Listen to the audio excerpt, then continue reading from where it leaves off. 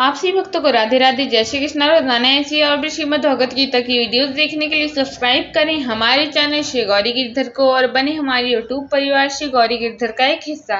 यदि आप सभी ने पहले से ही चैनल को सब्सक्राइब करके हमारे परिवार का हिस्सा बन चुके हैं तो इसके लिए आप सभी का बहुत बहुत दिल से धन्यवाद और आभार। और यदि आप सभी चैनल पे पहली बार आ रहे हैं या आप सभी इससे पहले भी कई बार आ चुके हैं लेकिन वीडियोस को देख के चले जाते हैं, तो मेरा आपसे यही विनम्र निवेदन है कि समय को सोचने में व्यर्थ बिल्कुल भी ना करें और इसी समय चैनल को सब्सक्राइब करके बने हमारे यूट्यूब परिवार श्री गौरी गिरधर का एक हिस्सा, क्योंकि आगे भी इस चैनल पे आपको ऐसी ही बहुत सारी अच्छी अच्छी भगवान से जुड़ी बातें जानने वाली वीडियोस को और इन्फॉर्मेटिव वीडियोस देखने मिलने वाली हैं।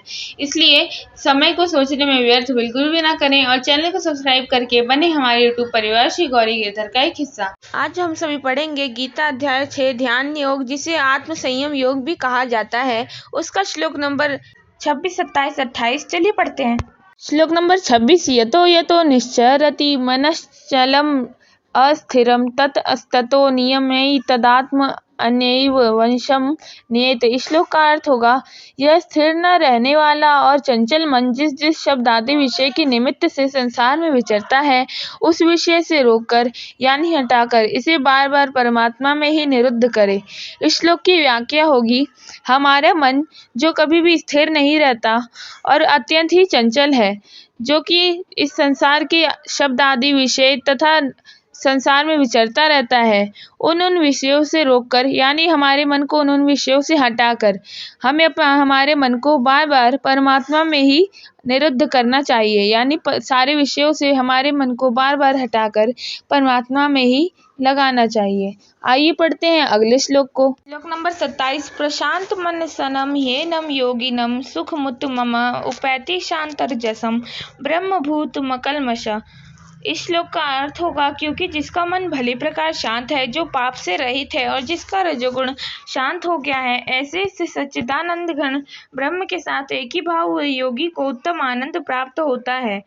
इस श्लोक की व्याख्या होगी, जो योगी अपने मन को भली प्रकार शांत कर चुका है, जो समस्त पापों से रहित हो चुका है और जिसने अपने रजोगुण को शांत कर लिया है, वह योगी सच्चिदानंद घन ब्रह्म के समान ही एक ही भाव हो जाता है और अपने सच्चिदानंद घन ब्रह्म को रूप को जानकर भगवान में अपने मन चित्त और आत्मा को लगा करके अत्यंत उत्तम आनंद को प्राप्त कर लेता है। आइए पढ़ते हैं अगले श्लोक को। नंबर 28, युञ्जनेवं सदा आत्मानं योगी विगत कल्मषः सुखेन ब्रह्म संस्पर्श मत्यंतम सुखमश्नुते। इस श्लोक का अर्थ होगा, इस प्रकार मन को सदा आत्मा में स्थिर करने का योग करने वाला पाप रहित योगी सुख पूर्वक ब्रह्म संस्पर्श का परम सुख प्राप्त करता है।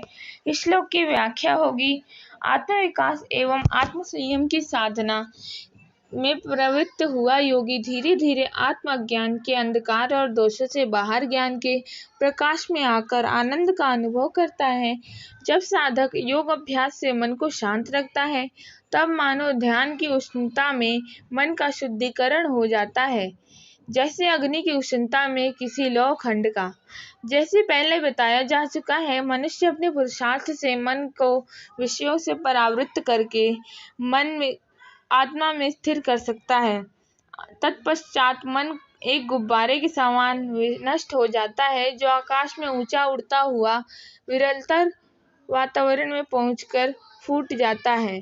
उसके फूटने पर गुब्बारा तो नीचे गिर जाता है और गुब्बारे में स्थित आकाश महाकाश के साथ एकाकार हो जाता है।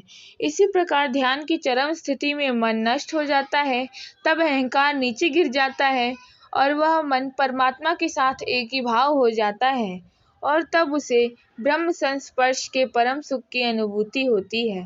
यहाँ भगवान अधीर और जिज्ञासु साधक को सच्चित स्वरूप तत्व का ज्ञान कराना चाहते हैं, जिसका अनुभव अंतकरण के तादात्म्य के प्रयोग से ही संभव है। यह दर्शाने के लिए कि आत्मानुभूति की स्थिति आनंद की है, भगवान कहते हैं कि ब्रह्म संस्पर्श से साधक अत्यंत सुखी होता है। आत्मा अनुभव और ब्रह्म संस्पर्श पर्यायवाची शब्द ही समझने चाहिए। अब अगले श्लोक में योग के फल एकत्व दर्शन का वर्णन किया गया है। जाने वीडियोस बनाने में ऐसी कौन सी कमी रह जा रही है कि आप सभी वीडियोस देखते तो हैं लेकिन चैनल को सब्सक्राइब करके हमारे परिवार का हिस्सा नहीं बन रहे हैं, जिस कारणवश हमारा परिवार लगातार ही डाउन में जाता जा रहा है।